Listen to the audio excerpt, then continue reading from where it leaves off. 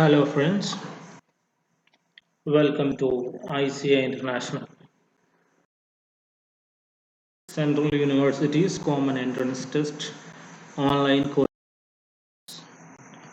This is an introductory lecture on the syllabus for CUCET MA in English Literature as well as English and Comparative Literature. The prescribed syllabus encompasses 7 different areas of English literature.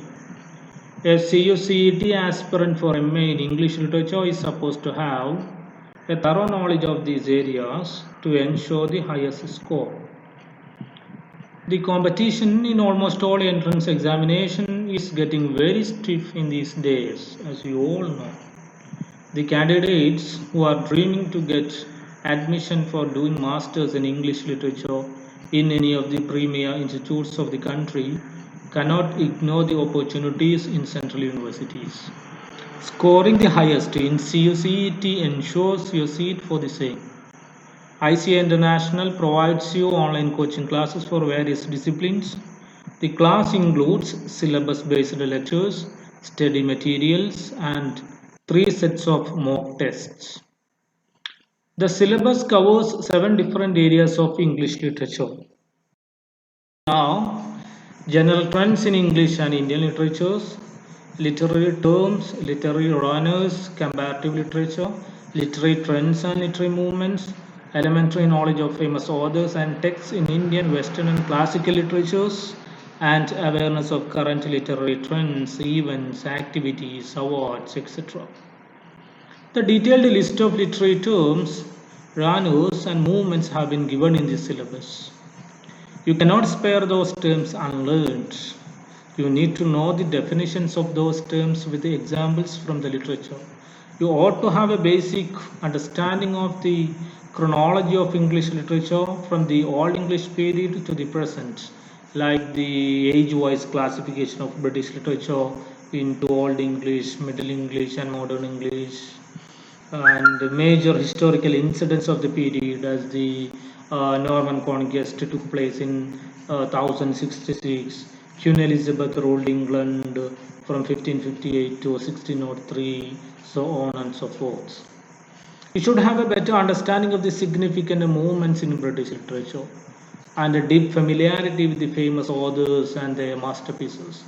You need to know the prime details of the significant authors like Chaucer, Shakespeare, Spencer, Milton, John Donne, Christopher Marlowe, Alexander Pope, John Dryden, Johnson, William Wordsworth, Coleridge, Shelley, Keats, Arnold, Tennyson, Browning, T.S. Eliot, Bernard Shaw among British authors, and authors like Mark Twain, Ernest Hemingway, Walt Whitman, Robert Frost from American authors, and of course some of the very famous writers of Indian English literature like Rabindranath Tagore, Sarojini Naidu, Thoreau Dutt, Nissim Ezekiel, Kamala Das, K.K. Andaruwala, A.K. Ramanujan among Indian poets, R.K. Narayan, Mulk Raj Anand, Raja Rao, Shashi Deshpande, Amitabh Ghosh, Salman Rushdie, Anita Nair, and Arundhati Roy among Indian novelists.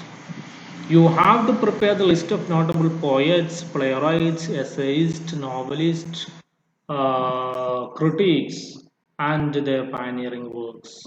Apart from these, you have to be updated with the trends, movements, and awards in the field of English as well as Indian English literatures. A better learning of the aim, scope, definition, and the pioneers of comparative literature is also essential. And this lecture series will help you cover the aforementioned areas of the syllabus in an examination point of view. Before moving to the detailed lectures on the subjects, let us have a look into a few model questions. I have taken 5 model questions. Many of them are frequently asked in CCET. Our first question is, applying human qualities to non-human thing is option A personification, option B onomatopoeia, option C alliteration, and option D assonance. The given options belong to figures of speech, and the question is actually belonging. Question is actually a kind of definition of a particular figure of speech. You must have learned that attributing human qualities to inanimate things is a poetic device employed by many of the poets abundantly in their poetic work, and such a figure of speech is called personification. So the right option is personification. The second question we have is, how many sonnets did Shakespeare write? Of course, Shakespeare is an unavoidable literary man from this kind of entrance examination. And when we think about Shakespeare, definitely we have to know Shakespeare as a playwright and Shakespeare as a poet.